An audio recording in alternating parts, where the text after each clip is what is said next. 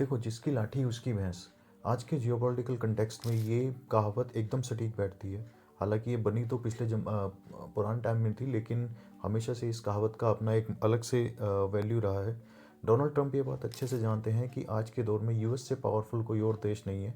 चाहे वो military context में हो, चाहे वो टेक्नोलॉजिकल इनोवेशन में हो, या फिर वेपन मैन्युफैक्चरिंग में हो। और इसी बात की वो पूरी दुनिया पर दोष जमाते हैं।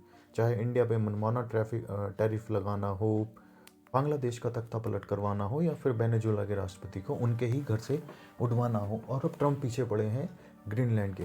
ट्रंप का अब कहना है कि यूएस को ही ग्रीनलैंड को रूल करना चाहिए, क्योंकि ग्रीनलैंड एक बहुत ही इम्पोर्टेंट स्ट्रेटेजिक लोकेशन है यूएस के पॉइंट ऑफ व्यू से। और काफ़ी हद तक वो इसमें ठीक भी है, क्योंकि ग्रीनलैंड आर्कटिक महासागर में स्थित है और एक की पॉलिटिकल जियोग्राफिकल लोकेशन है, जो कि नॉर्थ अमेरिका, यूरोप और रशिया के बीच में पड़ता है।